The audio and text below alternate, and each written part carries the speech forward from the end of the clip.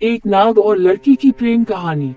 दोस्तों, वीडियो को देखने से पहले चैनल को सब्सक्राइब और वीडियो को लाइक और शेयर जरूर करना। धन्यवाद। गोरा नाम के गांव में एक विधवा स्त्री रहती थी। उसका नाम गोमती था। उसकी सुंदरी नाम की एक बेटी थी। वह जन्म से ही गोरी चिट्टी और सुंदर थी। जब वह बड़ी हुई तो उसकी शादी के लिए दूर दूर से जाने माने रईसों के रिश्ते आने लगे। सुंदरी जिस रिश्ते के लिए राजी हुई, उसकी मां ने उसी रिश्ते के लिए हामी भर दी। जिस दिन सुंदरी का शगुन चढ़ा, गोमती को उसी रात सपने में एक खतरनाक सांप दिखाई दिया। अब तो हर रात सपने में यही होता। वह नाग फन फैलाकर डसने के बजाय उसके पैरों में अपना फन रखता, फिर उसे उसका वचन याद कराता। गोमती पसीना पसीना होकर डरी डरी सी उठ बैठती। माँ की ये हाल देखकर सुंदरी माँ से उसका हाल पूछती तो गोमती बहाना बना दिया करती। लेकिन सुंदरी के ब्याह के दिन जैसे जैसे नजदीक आने लगे, गोमती उस नाग के डर से पीली पड़ने लगी। आखिरकार शादी का वह दिन आ ही गया। उसके एक रात पहले गोमती को उस सांप का सपना फिर आया। सपने में सांप चेतावनी दे रहा था कि यदि सुंदरी का ब्याह किसी और से हुआ तो मैं सुंदरी को शादी से पहले ही डस लूंगा। सब तो गोमती और भी डर गई। उसे एक पुरानी बात याद आ गई। असल में सुंदरी जब गर्भ में थी तो गोमती को इमली खाने का लत लगा हुआ था। आए दिन वह नदी के किनारे लगे हुए इमली के पेड़ से इमली को तोड़ कर ले आया करती थी। एक दिन जब गोमती इमली तोड़ने गई तो एक सांप उसके पैरों में कुंडली बनाकर लिपट गया। वह भयभीत होकर वही जमीन पर गिर पड़ी। शाम का समय था। दूर दूर तक उसे बचाने वाला कोई नहीं था। वह सांप मनुष्य के स्वर में बोलने लगा, माँ डर मत, मैं तुझे डसूंगा नहीं। तू बस मुझे यही वचन दे कि तेरी जो कन्या होगी तू मेरा ब्याह उससे कराएगी। गोमती बेचारी मरती क्या ना करती। वह अपनी जान बचाने के लिए उस सांप की शर्त को मान लिया और उससे अपनी होने वाली बेटी का ब्याह करने का वचन दे दिया। 3 महीने बीतने के बाद जब गोमती ने सुंदरी को जन्म दिया तो वह सांप फिर गोमती के पास आया और उसे उसका वचन याद दिलाया। दिन बीतते गए और सुंदरी 15 साल की हो गई। वह बहुत ही निडर थी, जैसे उसके पिता रघुनाथ एक निडर सैनिक थे। सुंदरी अपने पिता के साथ नदी में तैरा करती थी। इस दौरान वह सांप भी सुंदरी के साथ पानी में तैरता रहता था, परंतु उसने कभी भी सुंदरी को काटने का प्रयास नहीं किया। तो सांप से सुंदरी को भी डर नहीं लगता था। लेकिन पिछले साल सुंदरी के पिता गुजर गए। पिछले साल मूसलाधार बरसात की वजह से नदी में भीषण बाढ़ आई। उस बाढ़ में रघुनाथ ने कई लोगों की जान बचाई, किंतु खुद प्रचंड नदी के प्रभाव में समा गए। गांव वाले रघुनाथ के उस परोपकार को नहीं भूले थे। सब उसकी बेटी की शादी में बढ़ चढ़कर हाथ बटाने की होड़ में लगे हुए थे। रघुनाथ के न रहने पर गोमती ने नदी किनारे के खेत की देखभाल गांव के दूसरे किसान को दे रखे थे।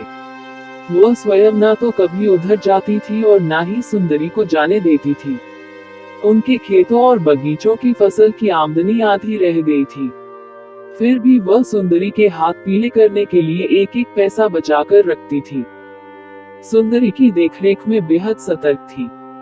उसकी लगन हो जाने के बाद भी वह उसे कभी अपनी आंखों से ओझल न होने देती थी। सब कुछ ठीक होने की प्रार्थना देवी देवताओं से करती रहती थी। कई प्रकार की मनौतियां उसने मान रखी थी। शाम को बारात आने वाली थी। तमाम रिश्ते नातेदारों से घर भर गया था। लेकिन सुबह ही बिना बताए सुंदरी अपनी 2 सहेलियों के साथ कुछ ही दूर नदी तट के अपने खेतों की तरफ निकल गई। गोमती उस समय गांव से दूध लेने गई थी। गोमती जब घर लौटे तो पता चला कि सुंदरी अब तक नहीं लौटी है। ये सुनकर गोमती चीख पुकार मचाती हुई उल्टे पांव नदी की ओर दौड़ पड़ी। गांव के तमाम लोग उस दुखिया माँ की गुहार पर उसके पीछे दौड़ते भागते जब नदी के किनारे पहुँचे तो वहाँ विचित्र सा दृश्य था। एक काला भुजंग सुंदरी के गले से लिपटा हुआ था। सुंदरी अपने बचाव के लिए चीख पुकार रही थी।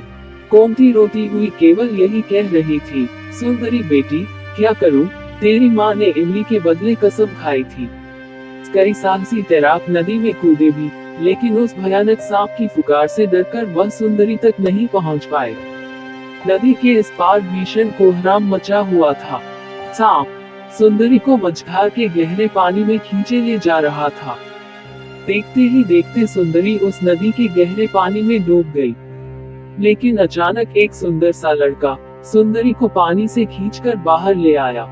नजदीक आने पर लोगों ने ध्यान से देखा कि सुंदरी के गले में लिपटा हुआ वह सांप कहीं अदृश्य हो गया था। घाट पर पहुंचते ही कुछ लोग सुंदरी को होश में लाने का उपचार करने लगे। कुछ लोग हैरान थे कि वह अजनबी युवक कौन था। उस गहरे पानी में अचानक वह कहां से आया।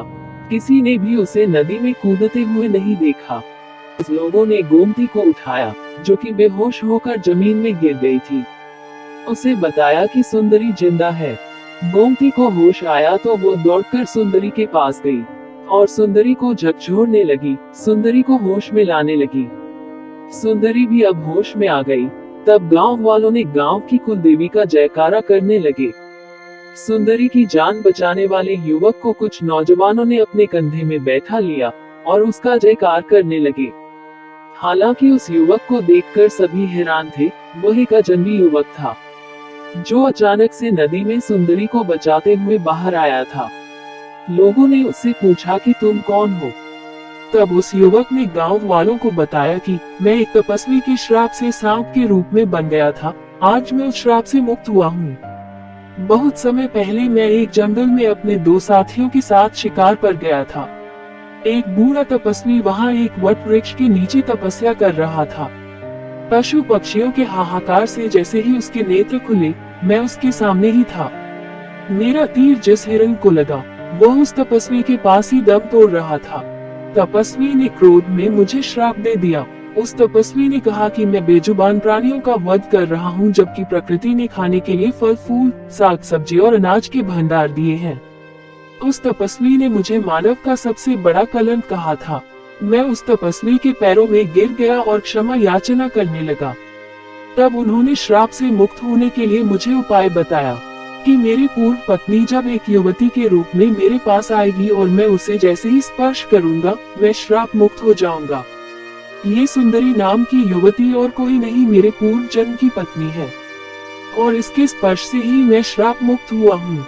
ये सुनकर गांव वालों ने उन दोनों की शादी करा दी और वह दोनों उसी गांव में रहकर हंसी खुशी के साथ अपना जीवन सुख में व्यतीत करने लगे। अनन्या एक गरीब लड़की थी। उसके पिता एक कपड़े की दुकान पर काम करते थे और माँ दूसरों के घरों में चौका बर्तन किया करती थी। अनन्या अपने माँ बाप की इकलौती लड़की थी। उसके माँ बाप ने उसे बड़े लाड प्यार से पाला था। वे चाहते थे कि अनन्या पढ़ लिख कर बड़ी आदमी बने, जिससे उसके सिर से गरीबी का कलंक मिट जाए। दोस्तों, वीडियो को देखने से पहले चैनल को सब्सक्राइब और वीडियो को लाइक और शेयर जरूर करना। धन्यवाद। अनन्या ने जब 1-0 का इम्तिहान पास किया तो उसके माँ बाप बहुत खुश हुए। उन्होंने कस्बे के एक इंटर कॉलेज में उसका नाम लिखवा दिया। इंटर कॉलेज उसके घर से थोड़ी दूरी पर था, इसलिए उसके माँ बाप ने किसी तरह पैसों का जुगाड़ करके उसे एक पुरानी साइकिल भी दिला दी, जिससे अनन्या को स्कूल जाने में परेशानी न हो। अनन्या जब साइकिल पर बैठकर स्कूल जाती तो उसे लगता जैसे वह आसमान में उड़ रही हो। यह उसका बहुत पुराना सपना था, जो उसके माँ बाप की वजह से पूरा हुआ था। इसलिए वह रोज समय से स्कूल पहुंच जाती और मन लगाकर पढ़ाई करती। लेकिन एक दिन अनन्या की जिंदगी में एक नया मोड़ आया। दोपहर का समय था। स्कूल से छुट्टी होने पर उसने अपनी साइकिल ली और घर की ओर चल पड़ी। लेकिन अभी वह थोड़ी दूर ही पहुंची थी कि पीछे से आती एक बाइक उसके बगल से गुजरी। बाइक को जो लड़का चला रहा था, वह उसका हमउम्र ही था। लड़के ने थोड़ा आगे जाकर अपनी बाइक रोक दी और अनन्या को रुकने का इशारा किया। अनन्या उस लड़के को अक्सर रास्ते में देखा करती थी। जब भी वह स्कूल आती और स्कूल से जाती, तो वह लड़का सड़क के किनारे खड़ा उसे निहारा करता था। शुरू में उसे देखकर अनन्या को बहुत गुस्सा आता था, लेकिन धीरे धीरे वह उसे अच्छा लगने लगा था। जिस तरह से रास्ते में रोके जाने से अनन्या घबरा सी गई।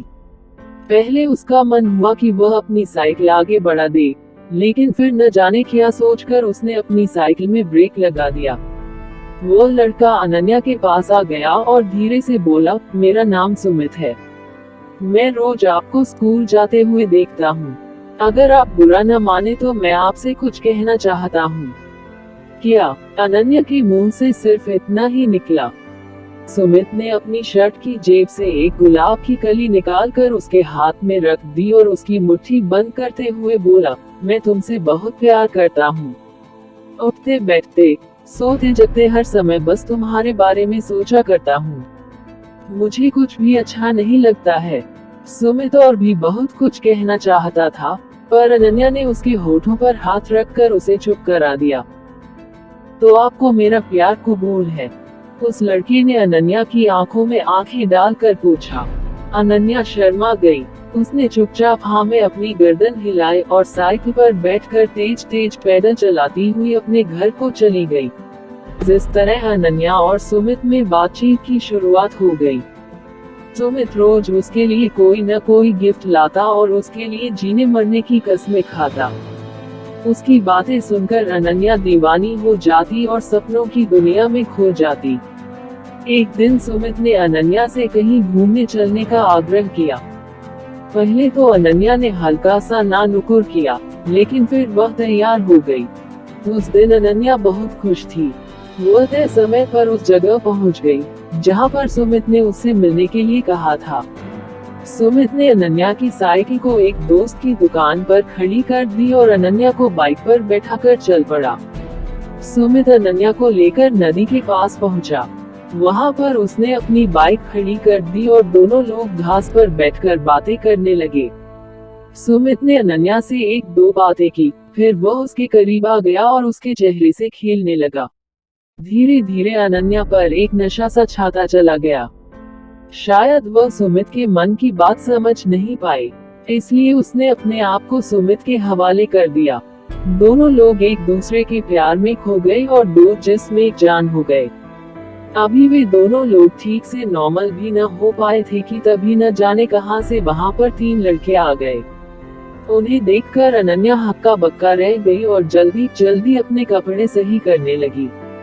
ये देखकर एक लड़के ने उसका हाथ पकड़ लिया और अपने पास घसीटता हुआ बोला, इतनी भी क्या जल्दी है रानी, हम भी तो तुम्हारे दीवाने हैं, थोड़ा हमारा भी तो मनोरंजन कर दो। अनन्या ने कातर दृष्टि से सुमित की ओर देखा, पर वह अनन्या की मदद करने के बजाय हंस रहा था। ये देखकर अनन्या का हृदय चीत्कार कर उठा, यानी कि ये सब सुमित की एक सोची समझी चाल थी।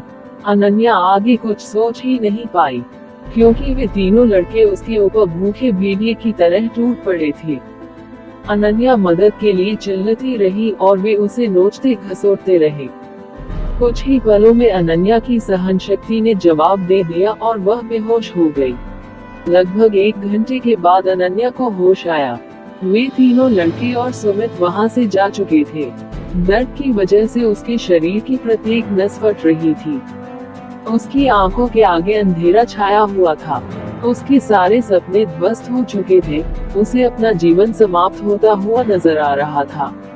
अनन्या सोचती रही कि क्यों मैंने सुमित की बातों पर विश्वास किया, क्यों मैं उसके साथ बस्ती से इतनी दूर यहाँ पर आई।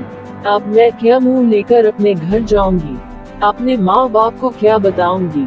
मेरा ये हाल देखकर वे तो जीते जी मर जाएंगे। अनन्या के शरीर में बिल्कुल भी शक्ति नहीं बची थी।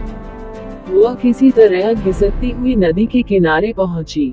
नदी का पानी कलकल करता हुआ तेजी से बह रहा था। अनन्या ने एक बार फिर अपने गरीब माँ बाप के बारे में सोचा, लेकिन साथ ही सुमित का चेहरा भी उसकी आंखों के आगे तैर गया, और इसके साथ ही क्रोध, खींच और घिन के मिले जुले भाव से उसका शरीर कांपने लगा। अनन्या ने अपने दांतों को किटकिटाया, अपने शरीर की बची खुशी ताकत इकट्ठा किया और धीरे से खड़ी की। उसने अपनी आंखें बंद कर ली, हाथों को जोड़कर मन ही मन अपने माता पिता से माफी मांगी और फिर नदी में छलांग लगा दी। इस अगले ही पल अनन्या नदी में डूबने उतराने लगी, लेकिन अब न तो वह किसी को अपनी जान बचाने के लिए पुकार रही थी और न ही बचने के लिए संघर्ष कर रही थी। उसका मन अब भी अपने बेवफा प्रेमी के बारे में सोच रहा था। वो सोच रही थी कि क्यों मैंने उसकी बातों पर इतना एतबार कर लिया, क्यों मैंने उससे अंधा प्यार किया, क्यों मैं उसकी नीयत को समझ नहीं पाई। अगर मैं ऐसा कर पाती तो शायद। और फिर वह नदी की गहराई में डूबती चली गई। दोस्तों, किसी से प्यार करना, किसी पर एतबार करना बुरा नहीं है, लेकिन अपने भीतर जज्बातों को पहचानने की क्षमता भी रखिए। किसी की बातों पर एतबार करने से पहले उसे एक बार जरूर परखिए। किसी को अपना तन मन सौंपने से पहले उसके परिणामों के बारे में भी जरूर सोचिए। नहीं तो आप भी अनन्या की तरह धोखा खा सकते हैं, आप भी उसकी तरह ठगे जा सकते हैं। आपको ये कहानी कैसी लगी, हमें जरूर बताएं और इसे शेयर करके अपने दोस्तों तक भी पहुंचाएं। हो सकता है कि आपके इस प्रयास से किसी का जीवन संवर जाए।